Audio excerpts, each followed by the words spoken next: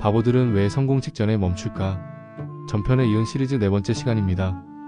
편안하게 오디오북처럼 들으며 성공에 관한 여러분의 생각을 정리해보세요. 제4장 모두의 성공을 가로막는 사회학 시스템. 우리는 어릴 때부터 지독한 서열주의의 노예로 살아왔습니다. 학교는 우리에게 성적순으로 서열을 정당화하였고 각 학생들이 가진 고유의 재능과 특기는 무시된 채 오로지 점수만으로 사람을 평가하여 거대한 깔때기를 통과한 자들에게 성공의 타이틀을 부여했습니다. 그러다 보니 대다수의 학생들은 실패자로 낙인을 찍히게 되거나 점수가 그리 나쁘지 않더라도 최고는 아닌 우등하지만 최고에 비하면 열등한 사람이라고 평가절하되기 일쑤였죠. 이런 현상은 사회에 나와서도 똑같이 벌어지게 됩니다. 그럼 우린 이런 의문이 들지 않을 수 없죠. 특정 부류의 사람들만 성공할 수 있도록 우리 사회의 그 무엇이 비밀리에 작동하고 있는 것은 아닐까? 평범한 우리들이 아무리 노력하고 변화를 부르짖어도 될 놈만 되고 안 되는 놈은 끝까지 안 되는 어떤 법칙이 우리 사회를 지배하고 있는 건 아닐까? 그 실체를 태릉 선수촌에 있는 국가대표 운동선수들과 한국 출판계의 병폐 중 하나인 도서사재기의 사례를 통해 확인해 보겠습니다. 태릉 선수촌에서는 수백 명의 선수들이 하루에 15시간씩 땀을 흘리며 운동을 합니다. 그래도 올림픽에서 금메달을 목에 거는 사람은 예상치를 감안하더라도 10명 내외에 불과합니다. 우선 올림픽의 승패 구조 때문일 것입니다. 금, 은, 동메달 순으로 입상을 선정하니까요. 그런데 더 큰 문제는 금메달리스트만을 인생의 성공자로 간주하는 우리 사회의 시스템입니다. 방송, 언론, 출판이 가장 먼저 금메달리스트와 은 동메달리스트 사이에 선을 긋습니다. 모든 기회는 평등할 수 있다는 원칙은 황색 저널리즘에 빠진 언론에서는 금기입니다. 패자들과 공감하고 그들의 숨은 노력을 위로하며 TV를 보며 열광했던 국민들의 순수한 마음마저도 이미 자본의 노예가 되어버린 언론들은 잔인하게 편집해버립니다. 편집당한 국민들의 마음, 그 마음이 바로 칼질당한 선수들의 마음일 것입니다. 1등만 기억하고 인정하는 우리 언론의 서열주의 프레임은 여기서 점차 확산되기 시작합니다. 각 스포츠 종목별 협회나 위원회는 금메달리스트에게 가장 큰 포상금을 지급합니다. 선수를 배출한 학교의 장학지원금도 터무니없이 큰 액수로 차별화됩니다. 국민들은 서서히 금메달리스트만 기억하고 2위와 3위 또는 그 이하의 선수들의 땀과 노고를 망각해갑니다. 순위권에 들지 못한 선수들은 어느 순간 모두 패자로 간주됩니다. 조국의 영광을 위해 목숨 걸고 4년의 청춘을 바쳐 국제대회를 준비했지만 금메달의 성공은 조국의 몫이고 2위와 3위는 물론 나머지 선수들의 패배는 선수 개인의 몫이 됩니다. 실패자로 낙인 찍힌 사람에게 다시 기회의 손을 내밀어주는 우리 사회의 구제 시스템은 허술합니다. 그래서 수많은 운동선수들에게는 실패를 딛고 일어서는 용기조차 쉽지 않으며 가능하더라도 그건 머나먼 지옥 여정이 됩니다. 그 지옥 여정을 무사히 통과해 누군가 새로운 도전을 하게 되더라도 기득권을 놓지 않으려는 특권층은 승부를 조작하거나 성적을 위조하기도 합니다. 출판계의 베스트셀러 순위 조작 사례는 그런 우리 사회의 부패 시스템을 고스란히 보여주고도 남죠. 수천 명의 작가들이 매번 책을 출간하지만 창작자로서 성공했다고 하는 작가는 서점의 베스트셀러 20위권 안에 드는 정도에 불과합니다. 작가들은 보통 책 한 권당 정가의 10% 정도를 인세로 받게 되는데 서점의 베스트셀러 랭킹에 이름을 올릴 수 있어야 서점 평대 진열이나 온라인 화면에서 독자에게 더 많이 노출되는 등 각종 행사 프로모션 지원도 받아 책 판매고를 올릴 수 있습니다. 국내 주요 오프라인 서점에서 종합 베스트셀러 목록에 오르면 그 영향력은 지대합니다. 전국의 도매서점, 소매서점, 각종 기업체, 전국 도서관, 지방 소도시 골목서점들은 베스트셀러 목록을 보고 책을 주문하거나 납품 신청서를 발주하게 되니까요.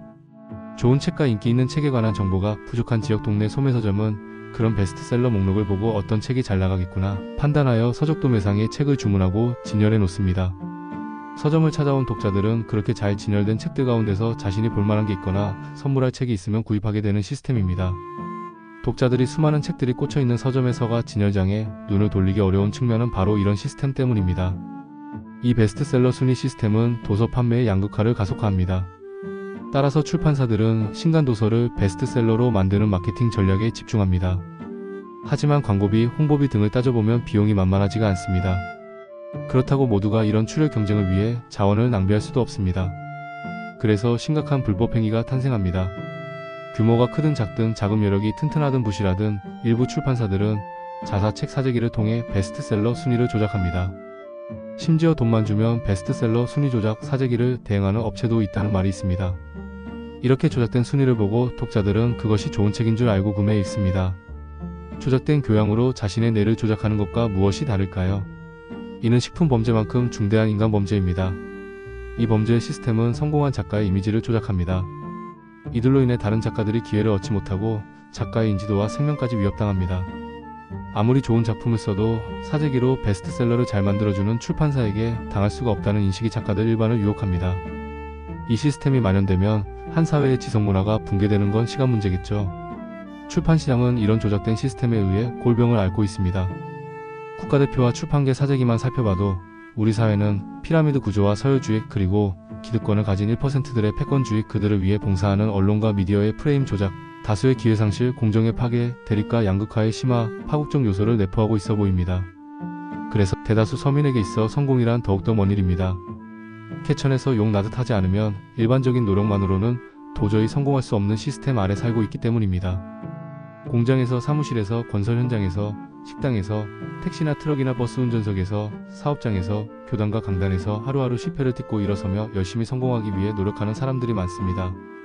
그런데 그들의 삶의 실상은 처절하리만큼 위태로울 뿐입니다. 지난 1997년 IMF 구제금융시대 이후 한국 사회의 시스템을 지배해온 미국의 신자유주의 노동유연화 정책은 대량 해고와 비정규직을 양산했고, 그로 인해 국민들은 늘 고용불안과 생계불안과 심리불안의 삼중고에 시달리며 살아왔습니다. 정규직과 비정규직이 똑같은 시간 동안 같은 노동을 해도 받는 급여가 다르게 책정되는 시대가 도래했습니다. 대학은 서열화 정책에 의해 순위가 매겨지고, 그로 인해 중등교육은 경쟁사회의 깔때기 구조에 편입되는 시스템으로 전락합니다. 오래도록 사회경제적부의 재분배가 양극화되는 시스템 아래에서 우리 사회는 미국 중심의 금융자본주의 시스템으로 안착을 하게 됩니다. 이런 문제를 해결해야 할 권력자들과 국회의원, 판검사, 고위관료들은 무능하고 부패하여 대다수의 국민들은 양극화 시스템 하에서 벗어날 수가 없습니다. 국민들은 가계부채 1천조에 갈려 살고, 일부는 또 하우스푸어 깡통집 소유자가 되어 도박판의 루저 신세로 살고, 매년 수십만 명씩 신용불량자로 낙인 찍혀 살고, 노인들은 OECD 국가 중 자살률이 최고인 환경에서 살고, 기혼부부는 OECD 국가 중 이혼율 최고의 나라에서 살고, 신혼부부는 OECD 국가 중 출산율 최저 환경에서 살며, 급기야 청년들은 영구적 3포 세대로 전락하여 평생 연애, 결혼, 출산을 포기당하는 처지로 내몰립니다. 청소년들은 입시지옥에서 살고, 유년기 아이들은 부모의 생계형 이혼과 가정 파탄으로 인해 언제라도 불안한 양육 환경으로 내몰릴지 모른 채 살아가고 있습니다. 사회의 거의 모든 계층이 불행을 향해 내달리고 있다면 그건 개인의 잘못이 아니라 사회 시스템의 문제라는 합리적인 의심을 가질 수밖에 없습니다. 이런 현실에서 우리에게 과연 어떠한 성공관이 필요할까요? 차라리 대놓고 거짓말을 하는 어느 교회의 목사들처럼 너희가 주님의 뜻대로 살라, 그러면 모든 것을 주께서 다 이뤄주시리라 라고 믿으면서 그나마 성공에 대한 희망의 끈을 놓지 않고 사는 게 옳은 것일까요? 긍정하라 그리고 변화하라. 이런 말을 목 놓아 외치는 성공 전도사들의 말처럼 주어진 현실에 순응하고 끝없는 일상에서 개인적인 반성만 하며 살아가야 할까요? 또 얼마나 더 큰 실패를 반복해야 성공의 그림자라도 밟아볼 수 있을까요? 이쯤 되면 우리는 또 이런 생각을 하게 됩니다.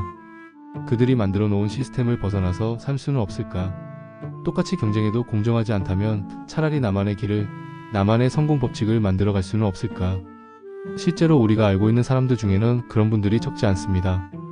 도대체 얼마나 실패를 딛고 일어서야 성공에 이를 수 있는 것일까? 그 이유는 다음 편에서 계속됩니다. 글이 마음에 드셨다면 구독과 좋아요로 힘을 주세요. 다음 편이 기대된다면 알림 설정으로 또 만나요.